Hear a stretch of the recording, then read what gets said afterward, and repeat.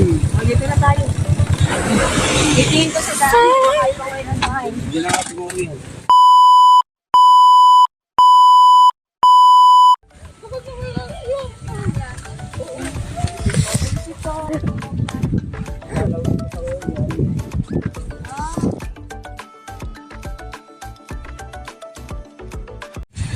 Andito kami ngayon sa CAG-CI Uno. Papakita ko sa inyo guys yung power plant. Ito yung power plant na nasa unahan namin.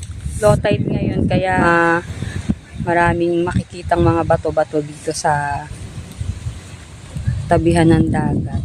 Masarap palang magpahangin sa ganitong oras. Mga 1 PM. Ayan yung aking siblings nagpi-picture taking. So, dahil hapon na kami pumunta dito, ayan, ito na ang nabuta namin, low tide na. So, mamaya pa, tataas ang tubig nito pag bandang hapon na. Siguro mga 4 or 5. Yan, sa ngayon ay magpapahinga lang muna kami dito, magkukwentuhan, and then, yun lang, kakain. Ito nga pala guys, ang baon namin, ayan, simplihan lang kami. Ayan, may gulay, may itlog, ayan, may puset. Ayan. Meron din kaming tuyo. Meron din kaming adobong manok. Ang specialty dyan. Ito nga pala guys, ang specialty ko yung puset na adobo. Specialty ni Cynthia, yung panset. Ayan, yung panset. Ayan, kumakain na yung dalawa.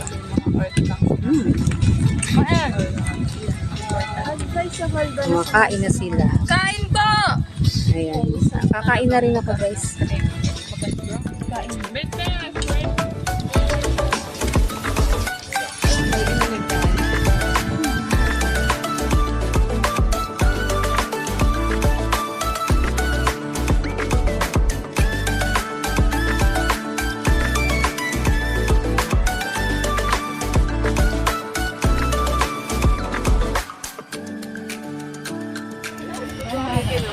Ayan, dumating na ang nanay at tatay. Yan, kasunod kasi hindi kami kasya sa tricycle. Nanay, hindi pa dumarating yung parcel. Wala, dumaan na. Oh, bumili lang sila. Ayan, si nanay, dumating na rin. Ang aking hipag. Si Igo. Ito yung si father o si tatay. Wala yan eh, magpapahinga lang tayo dito.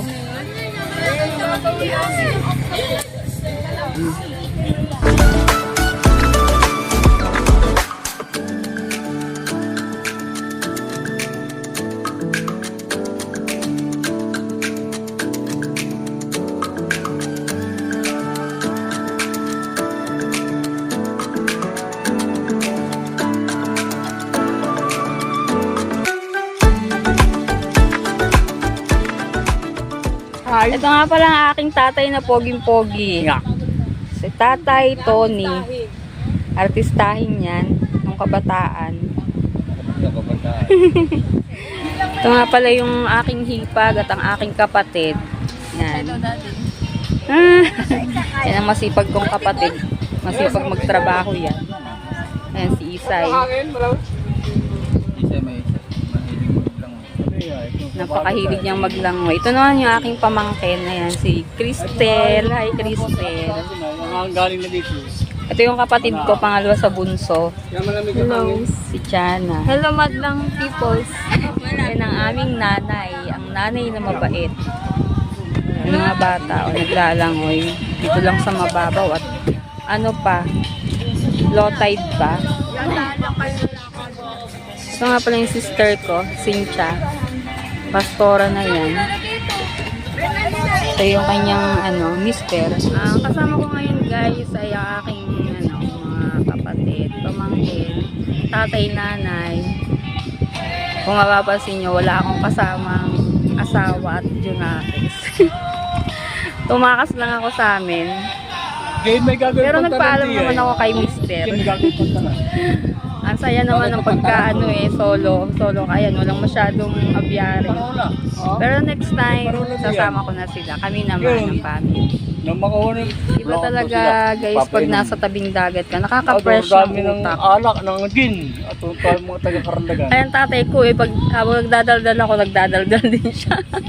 Dalawang araw na nagiinuman. Nagkukwento ng kanyang nakaraan. Ano bang resort to? Yan. Ito pala yung Ibiza. Ayan. Gusto niyong mag-beach dito. Ayan guys, Ito yung ang mga mga cottage nila. nagsisipag.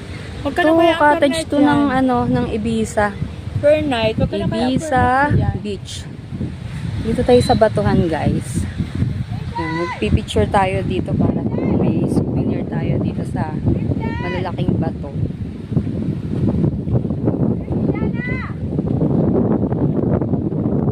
Nagtatawag si sister. Ayun nga pala yung mga kasama ko. Ayun, nasa malayo. Ito ate, ang ganda. Oh, linis. Oo, ngayon mo lang nakita. Maganda, malinis. Inaalagaan talaga to dahil nagiging tourist destination na to ng mga taga iba't ibang lugar.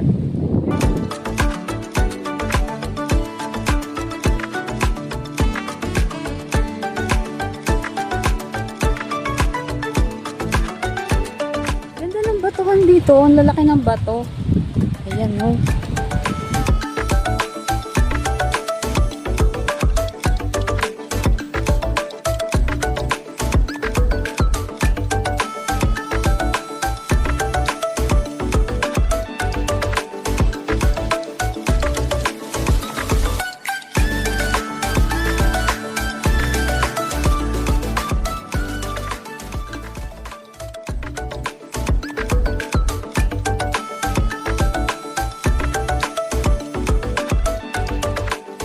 Ayan, babalik na kami guys dun sa pwesto namin. Na taas na ang tubig. Ayan, no. Nag-high tide.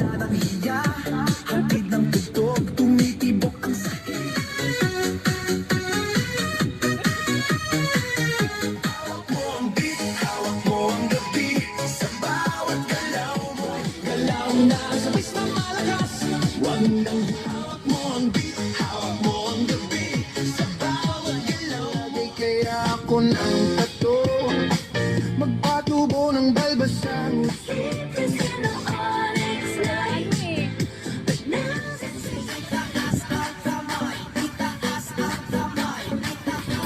Time check po natin is 3 o'clock. Past 3 o'clock. High tide na guys. Ayan.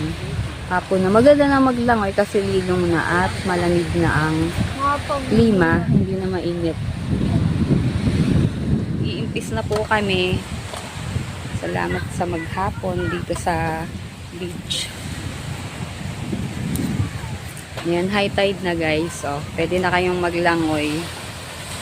Pauwi na po kami ngayon and thank you po sa isang maghapon na nakaka-relax dito sa Cartiay.